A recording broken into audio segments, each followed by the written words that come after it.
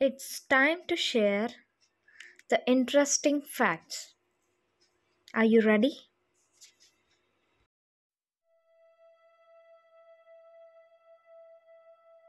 క్రైస్తవ మిషనరీలు ఎందరో సువార్త ప్రకటించుటకు అనేక కష్టములకు గురయ్యారు. చైనాలోను, రష్యాలోను, కాంగోలోను అనేకులు హతసాక్షులయ్యారు.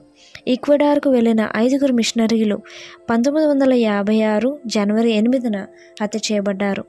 వారి నాయకుడైన నేట్ సెయింట్ విమాన చోదకుడు. అతడు ఆదివారం నాడు విమానంలో ఉన్న రేడియోలో తన వారితో మాట్లాడాడు. ఈరోజు 2:30 అయోరా తెగవారు మమ్మల్ని చూచుటకు వస్తారు. 4:35 నేను తిరిగి ఫోన్ చేస్తానన్నాడు. అయితే అతడు తిరిగి ఫోన్ చేయలేదు.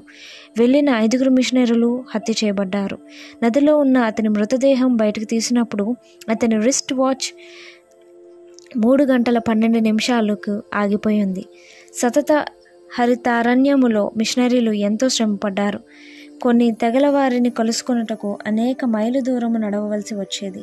అక్కడ ప్రవహించే నదులు అకస్మాత్తుగా పొంగి మిషనరీలు ఉన్న పడవలు తలక్రిందులయ్యేవి. అంతేగాక అనాగరిక ప్రజలు హఠాత్తుగా దాడి చేసేవారు. వారి వద్ద విషము పూసిన బాణములుండేవి, బల్లెములుండేవి. అటువంటి పరిస్థితుల్లో మిషనరీలు జీవించుట ఆశ్చర్యమైన విషయం. గోధుమ గింజ భూమిలో పడి చావకుండున ఎడల అది ఒంటిగానే యుండును, అది చచ్చిన ఎడల విస్తారముగా ఫలించును.